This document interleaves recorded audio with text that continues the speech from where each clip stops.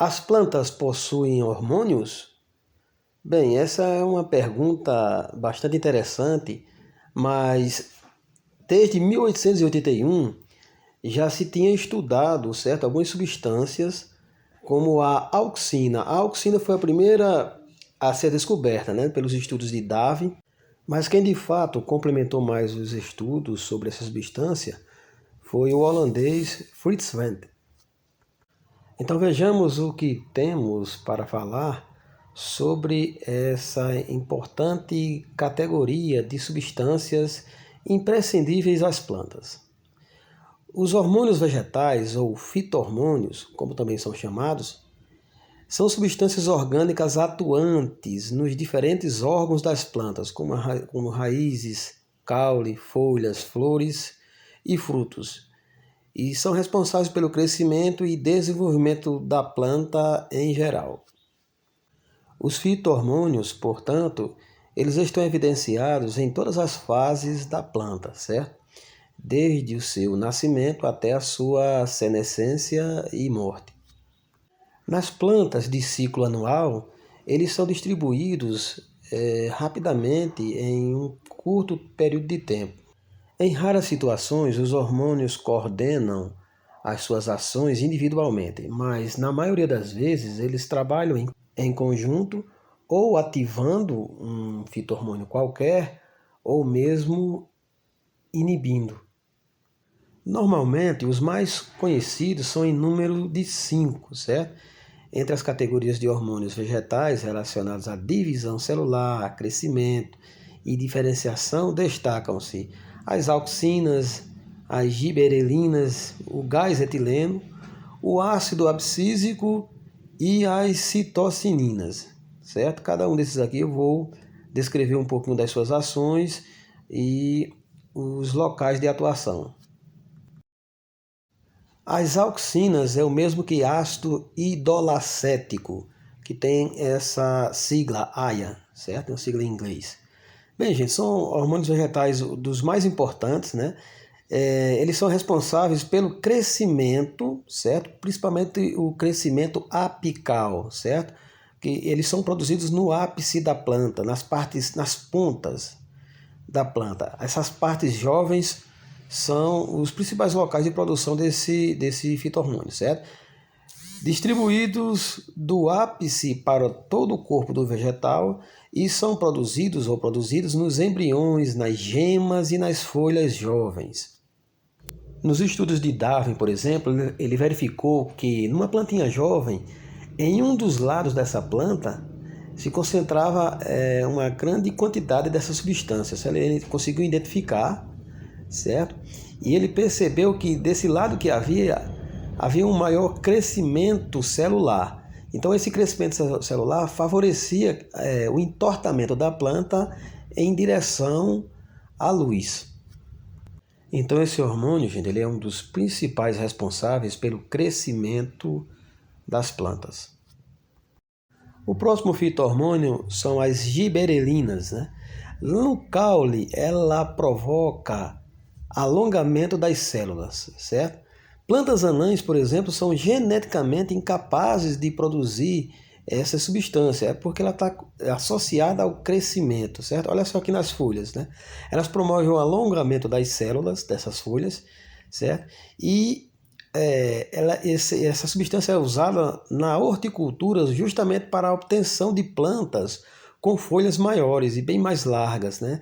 Nos frutos elas aceleram a distensão celular, certo?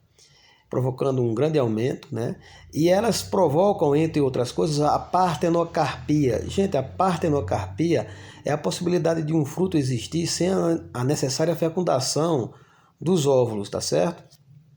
A banana, por exemplo, ela é um fruto partenocárpico. Nas sementes, elas também induzem a quebra de dormência, né? E também são corresponsáveis pelo processo de floração. E são bastante notórias, principalmente nessas plantas como cenoura, nabo, rabanete. O gás etileno. O gás etileno é muito interessante, né? Porque ele é o único fito-hormônio que é na forma de gás. Ele é produzido a partir do aminoácido metionina, certo?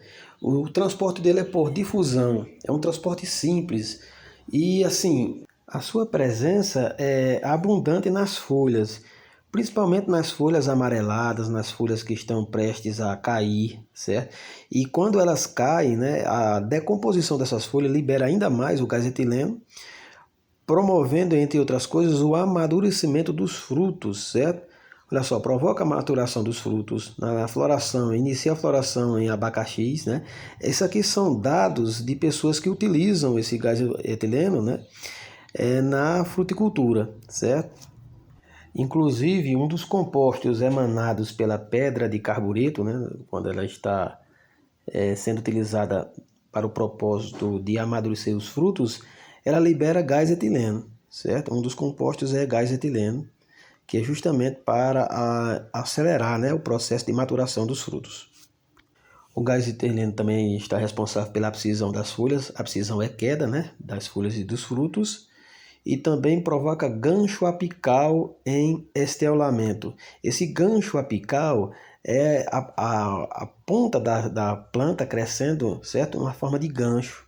Então ali naquela base se evidencia a produção também de gás etileno.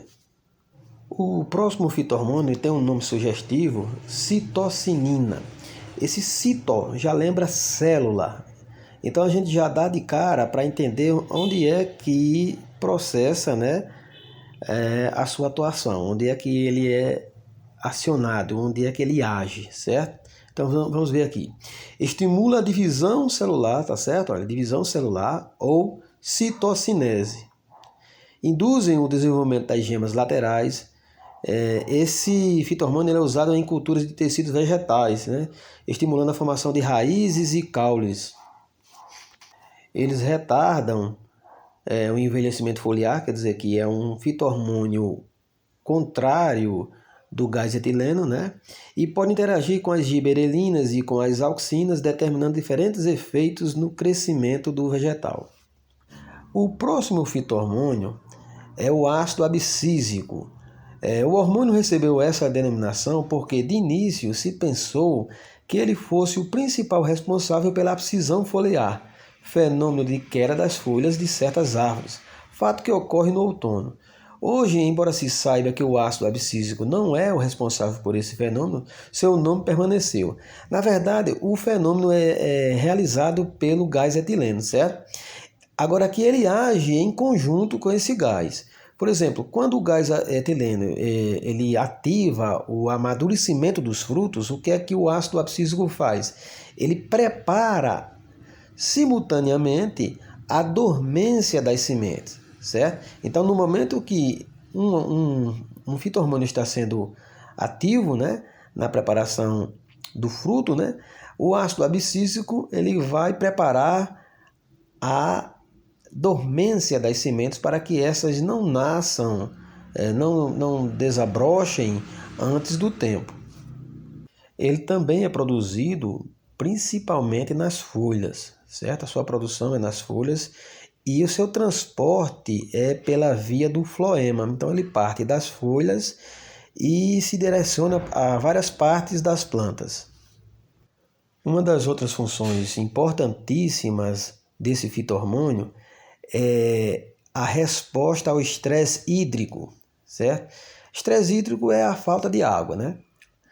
Nesse caso, ele tem uma atuação foliar. Ele ativa o fechamento dos estômatos, que são poros respiratórios das folhas. Então, ao fechar esses estômatos, ele evita a perda da água, certo? E isso faz com que a planta não entre em colapso. Então, gente, essa foi a nossa breve aula sobre fito-hormônios. Espero que tenham gostado, certo? Qualquer dúvida, entre em contato pelo chat. E até uma próxima aula.